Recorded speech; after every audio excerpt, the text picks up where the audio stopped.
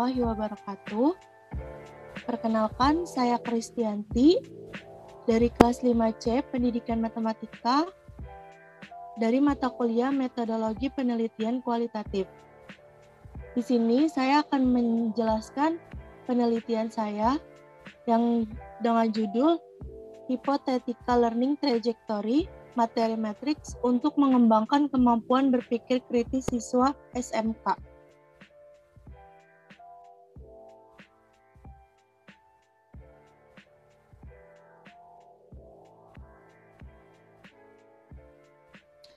Nah, dalam proposal ini, saya akan menjelaskan bab 1 sampai bab 3. Bab 1 itu terdiri dari latar belakang, fokus dan subfokus penelitian, pertanyaan, tujuan, dan manfaat penelitian. Bab 2 itu ada deskripsi konseptual fokus dan subfokus penelitian, lalu ada kemampuan berpikir kritis siswa, ada pembelajaran matriks, ada penelitian yang relevan.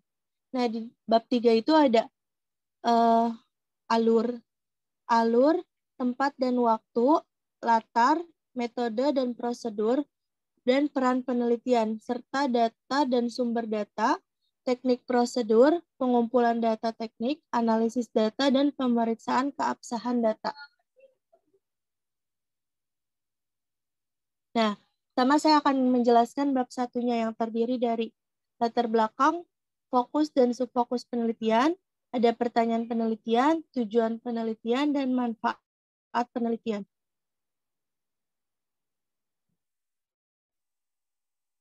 Nah, latar belakang. Hypothetical Learning Trajectory atau HLT merupakan rencana guru yang didasarkan antisipasi belajar siswa yang kemungkinan dapat tercapai dalam proses pembelajaran dengan tujuan pembelajaran matematika yang diinginkan pada siswa, pengetahuan, dan tingkat kepemahaman siswa, serta pilihan aktivitas matematika secara teratur. Dalam pemecahan masalah, pembelajaran matematika atau dalam kehidupan sehari-hari mengajarkan pola atau kemampuan berpikir kritis. Nah, kemampuan berpikir kritis sendiri ini merupakan salah satu kemampuan berpikir tingkat tinggi. Berpikir kritis dalam matematika adalah kemampuan yang melibatkan pengetahuan sebelumnya, menggunakan strategi kognitif dalam membuktikan situasi matematis yang kurang diketahui untuk memecahkan masalah dan membuat kesimpulan dari berbagai kemungkinan. Namun, permasalahan yang terjadi oleh siswa ini akan kemampuan berpikir kritis adalah masalah penalaran, karena siswa ini kurang paham memahami konsep materi pembelajaran matematika. Siswa itu hanya mengikuti apa yang diajarkan oleh guru. Nah, banyak siswa juga menganggap bahwa matematika ini merupakan pembelajaran yang menakutkan. Sehingga itu siswa lebih menghafal daripada memahami konsep untuk menyelesaikan soal dengan mengeluarkan ide-ide baru. Secara umum itu, untuk siswa SMK, ini maksudnya siswa SMK ya, bukan siswa SMP. Nah, banyak permasalahan yang dihadapi oleh siswa pada pembelajaran matriks ini. Nah, permasalahan yang terjadi oleh siswa ini akan pembelajaran matematika materi matriks adalah siswa itu kurang mengetahui konsep matriks, dan dalam pengelolaan itu atau perhitungan yang terdiri dari transformasi, keterampilan, proses, dan penulisan jawaban. Ada contoh dari penelitian sebelumnya. Beberapa hasil penelitian di SMK Karya Bakti Pusdikpal Cimahi terkait kemampuan berpikir kritis siswa dalam materi matriks. Di sini pada kelas 11 Teknik Listrik ajaran 2018-2019, sebanyak 23 siswa ini terungkap bahwa kemampuan berpikir kritis belum optimal karena terlihat dari hasil pengerjaan menyelesaikan soal yang cukup sulit dan wawancara siswa dengan peneliti.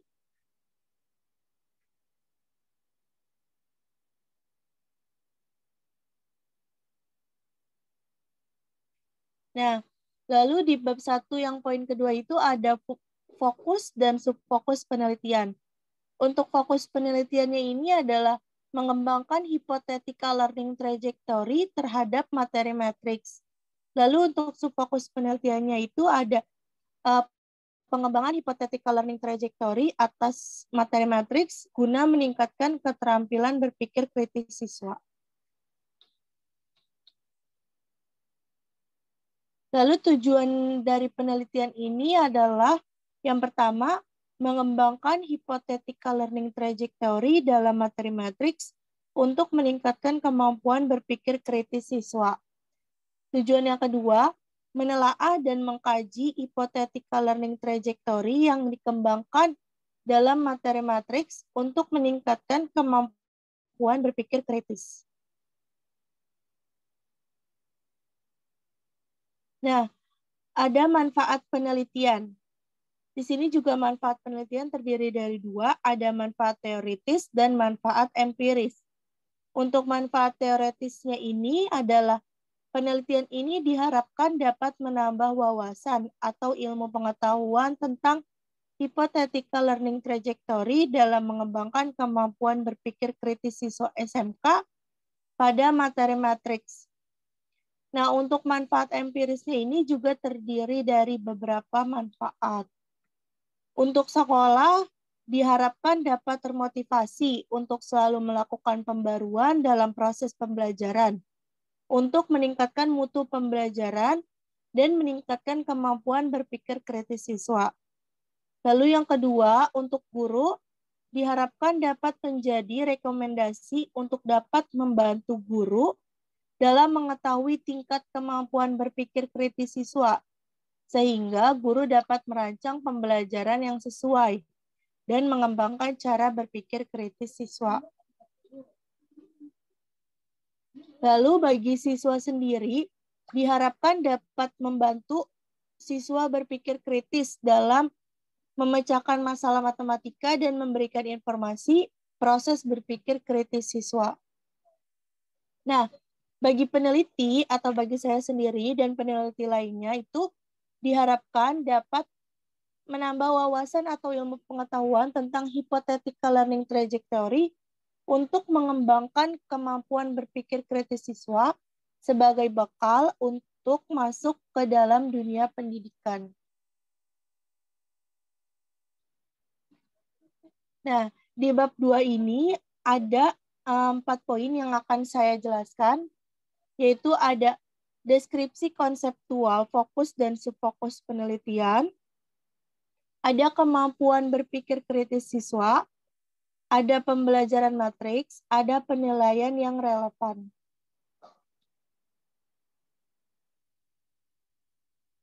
Nah, teori dari deskripsi konseptual, fokus dan subfokus penelitian ini ada istilah learning trajectory atau LT yang diterapkan pada proses pembelajaran matematika pertama kali oleh Martin Simon pada tahun 1995 yang menggambarkan cara mengajar guru dan memberikan informasi kepada siswa bagaimana berpikir tentang konsep matematika untuk membantu proses pemahaman siswa. Nah, hypothetical learning trajectory sendiri atau HLT merupakan suatu dugaan bagaimana pemahaman dan pemikiran siswa berkembang dalam aktivitas pembelajaran. Nah, untuk kemampuan berpikir kritis ini mempunyai indikator yaitu mengkaji kajian teoritis mengenai karakteristik berpikir siswa. Lalu yang kedua, mempelajari kajian teori lebih mendalam. Yang ketiga, mengkaji metode yang digunakan untuk menyampaikan konsep materi. Yang keempat, menelaah kembali aspek-aspek yang terjadi dalam proses belajar. Dan yang kelima, mengkaji situasi apa yang akan dibuat, memprediksi respons siswa terhadap situasi yang diciptakan, dan menentukan antisipasi terhadap respon tersebut.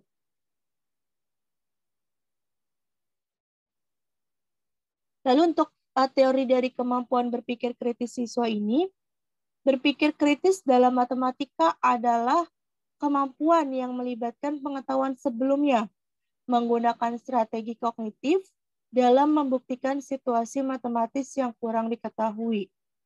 Oleh karena itu, kemampuan berpikir kritis ini perlu dikembangkan untuk memecahkan masalah dan membuat kesimpulan dari berbagai kemungkinan. Lalu kemampuan berpikir kritis ini mempunyai indikator juga. Yang pertama ada menjelaskan secara sederhana, yaitu memfokuskan pertanyaan, menganalisis argumen, bertanya, dan menjawab suatu penjelasan. Yang kedua, membuat keterampilan dasar, yaitu mempertimbangkan sumber, mengobservasi, dan mempertimbangkan laporan hasil observasi. Yang ketiga, menyimpulkan, yaitu mendedukasi dan menginduksi lalu mempertimbangkan hasilnya. Membuat dan menentukan nilai pertimbangan. Yang keempat, memberikan penjelasan lebih lanjut, yaitu mengartikan istilah dan meninjau sebuah pengertian. Dan yang kelima, mengenali hipotesis, yaitu mengatur strategi, menentukan tindakan, dan berinteraksi. Lalu, untuk teori pembelajaran matriks, matriks ini merupakan salah satu materi yang cukup sulit untuk siswa, sehingga kebanyakan siswa itu tidak paham dan bahkan tidak menyukai materi matriks karena terlalu banyak operasi perhitungan matriks. Nah, matriks adalah sekumpulan bilangan yang disusun berdasarkan baris dan kolom yang di dalam tanda kurung. Contohnya, beberapa bilangan disusun dalam kolom dan baris dan terdapat di dalam tanda kurung.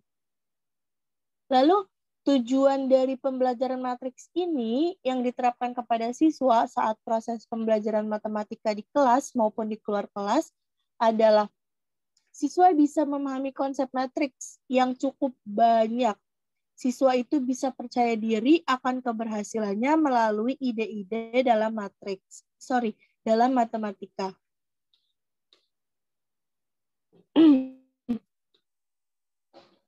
Lalu ada penelitian yang relevan atau bukti penelitian dari sebelum-sebelumnya. Di sini ada 2 penelitian sebelumnya yang sudah dilakukan oleh peneliti lain. Jadi yang pertama itu ada penelitian berpikir kritis yang dilakukan oleh 23 siswa di SMK Karya Bakti PUS di PAL Cimahi. Dalam materi matriks terungkap bahwa kemampuan berpikir kritis belum optimal karena terlihat dari hasil pengerjaan menyelesaikan soal yang cukup sulit dan wawancara siswa dengan peneliti. Lalu, yang kedua ada observasi dan wawancara hasil analisis data siswa kelas 11 dari SMK Muhammadiyah 4 Kalisat. Dalam menyelesaikan soal matematika sudah cukup bervariatif. Ada siswa berkemampuan tinggi, ada siswa yang berkemampuan rendah, tetapi ada juga siswa yang berkemampuan sangat rendah. Nah, berdasarkan dari penelitian di atas yang sudah dijelaskan sebelumnya terkait kemampuan berpikir kritis, di mana belum ada aspek yang diteliti berupa percaya diri akan keberhasilannya melalui ide-ide dalam menyelesaikan soal, cara menghadapi kesulitan soal, keinginan berdiskusi. Maka dari itu, peneliti ingin melanjutkan kembali penelitian sebelumnya yang berkaitan dengan kemampuan berpikir kritis siswa dalam materi matriks, diteliti berupa percaya diri akan keberhasilannya melalui ide-ide dalam menyelesaikan soal, cara menghadapi kerumitan soal, dan kemampuan siswa untuk berdiskusi. Nah, dalam bab 3 ini metodologi penelitiannya itu terdiri dari beberapa poin. Ada alur penelitian, tempat dan waktu penelitian, latar penelitian, metode dan prosedur penelitian, ada peran penelitian, lalu data dan sumber data penelitian, teknik prosedur pengumpulan data, teknik analisis data, dan pemeriksaan keabsahan data. Nah, ada poin pertama di bab 3 ini alur penelitian. Nah, alur penelitian ini merupakan proses untuk mengetahui prosedur penelitian yang akan dilakukan dalam menelaah dan mengkaji hypothetical learning trajectory yang dikembangkan dalam materi matriks untuk meningkatkan kemampuan berpikir kritis. Nah, berikut ini merupakan langkah-langkah yang akan digunakan dalam penelitian ini, mulai dari persiapan hingga tahapan dan hasil data penelitian. Yang pertama itu ada perumusan masalah. Nah, perumusan masalah ini merupakan persiapan untuk menyiapkan beberapa permasalahan yang bisa mengangkat topik yang akan diteliti untuk lebih difokuskan agar lebih spesifik dalam menjawab pertanyaan terkait permasalahan yang diteliti. Langkah selanjutnya ada perancangan survei pendahuluan, di mana peneliti ini membuat strategi dan prosedur untuk mendapatkan informasi subjek dan objek yang akan diteliti dalam menyusun langkah karangan data yang autentik. Langkah selanjutnya adalah survei pendahuluan, di mana untuk mendapatkan hasil informasi lebih rinci, terus tanpa melakukan verifikasi data mengenai bagian data yang didapatkan dari subjek maupun objek penelitian. Langkah selanjutnya pengumpulan data. Nah, pengumpulan data ini kegiatan peneliti di mana untuk mencari data akurat untuk menjawab permasalahan yang diajukan peneliti.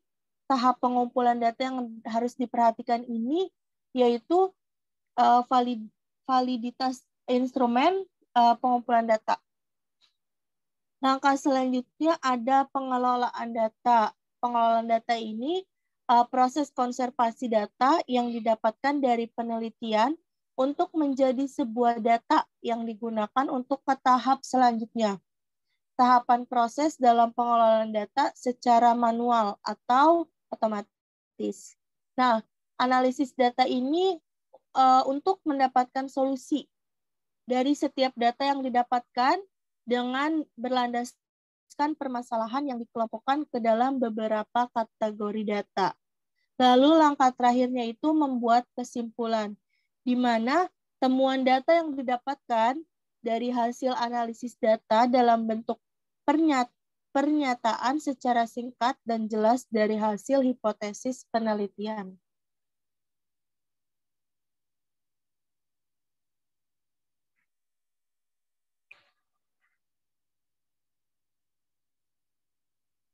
Nah, ada poin 2 yaitu tempat dan waktu penelitian. Nah, untuk tempat sendiri ini penelitian ini akan dilaksanakan di Jakarta Barat, di Kecamatan Grogol Petamburan, Kelurahan Tomang, lebih tepatnya dengan lokasi penelitian di Jalan Tawakal Raya, nomor 99, dengan tempat penelitian yaitu SMK Islam, yaitu SMK Islam Perti. Sedangkan untuk waktunya, penelitian ini diperkirakan akan dilakukan pertengahan tahun 2023. Nah, dengan melakukan berbagai persiapan juga untuk jadwal kegiatan penelitian ini, untuk persiapannya itu mulai dari observasi awal, penyusunan proposal, ada seminar proposal, revisi proposal, konsultasi pakar, pengecekan keabsahan data, penulisan laporan, dan terakhir ada revisi akhir. Lalu untuk poin keempat, ada metode dan prosedur penelitian. Nah, Penelitian yang akan untuk metodenya itu penelitian yang akan dilakukan menggunakan pendekatan kualitatif dengan metode studi kasus, yaitu berfokus kepada pemahaman dan kejadian dari tingkah laku manusia. Lalu untuk prosedur penelitiannya yang digunakan yaitu seperti teori Stack and Crousel, yaitu menyesuaikan antara metode studi kasus terhadap permasalahan penelitian, menelaah kasus yang akan diteliti, melakukan tahap analisis data terhadap kasus permasalahan penelitian, memberikan laporan berupa kesimpulan penelitian. Lalu untuk poin kelima, ada peran penelitian dalam melakukan penelitian kualitatif dengan metode studi kasus. Keberadaan peneliti merupakan suatu ekspeditor dalam melakukan menelaah dan mengkaji dari permasalahan penelitian yang berfokus kepada data yang diperoleh melalui kegiatan penelitian secara langsung di lapangan. Nah, untuk lokasi yang diambil peneliti yaitu SMK Islam Perti Jakarta dengan mengikuti prosedur perizinan melalui kepala sekolah. Untuk poin ke-6 ada data dan sumber data. Nah, data yang dikumpulkan pada penelitian kualitatif dengan metode studi kasus ini berupa data primer dan sekunder, berupa hasil observasi, wawancara, dan beberapa lampiran dokumen terkait permasalahan dari penelitian. Nah, untuk sumber data primer dan sekunder dari penelitian kualitatif dengan metode studi kasus ini berasal dari respon siswa dan guru yang ada di SMK Islam Perti Jakarta. Data primer berasal dari hasil observasi dan wawancara. Sedangkan data sekunder ini berasal dari beberapa lampiran dokumen yang memiliki keterkaitan terhadap permasalahan, yaitu kepala sekolah, guru matematika, dan siswa kelas 10 di SMK Islam Perti Jakarta.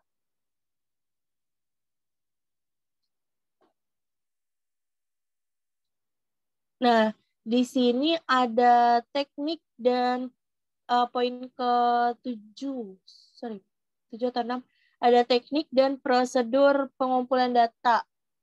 Nah, untuk teknik sendiri ini ada 4 langkah yang dilakukan. Yang pertama ada teknik observasi. Nah, teknik observasi ini dilakukan dalam pengumpulan data itu bersifat pengamatan, pencatatan secara terstruktur dengan sistematis untuk mendapatkan informasi terbaru terkait isu yang akan diteliti.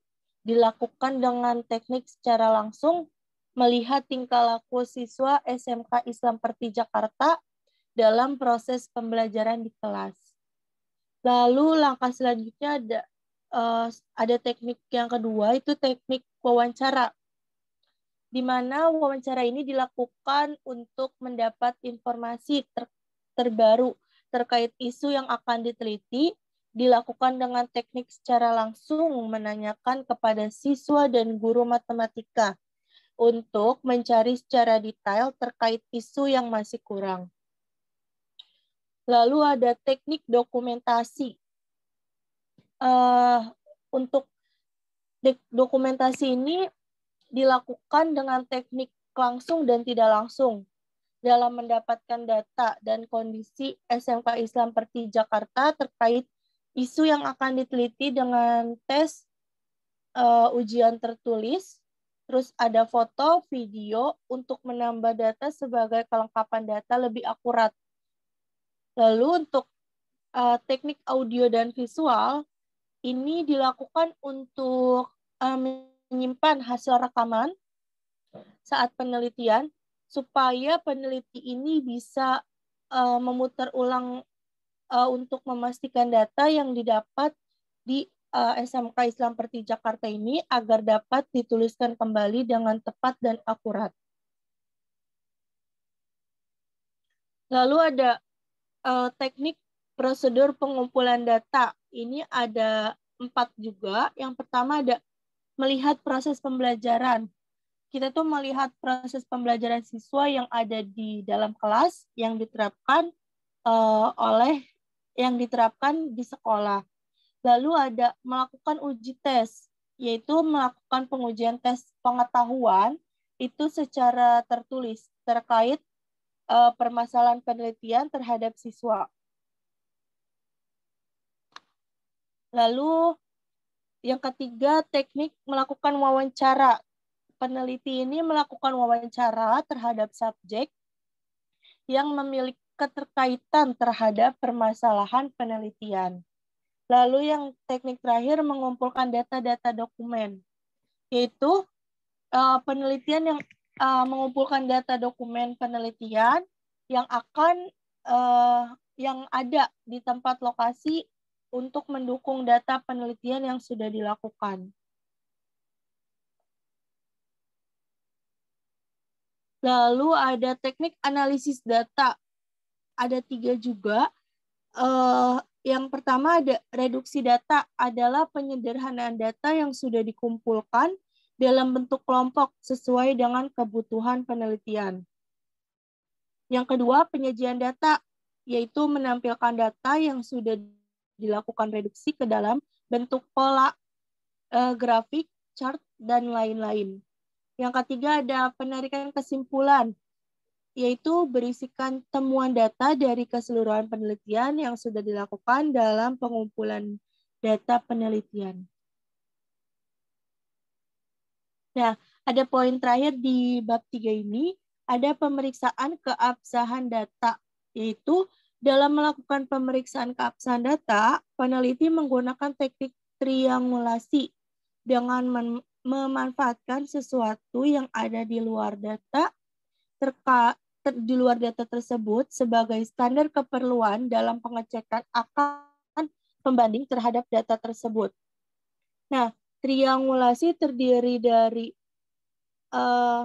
triangulasi teknik, sumber, dan teori. Nah, dalam penelitian ini, peneliti menggunakan teknik triangulasi dengan cara membandingkan dari hasil berupa observasi, wawancara, tes, dan dokumentasi.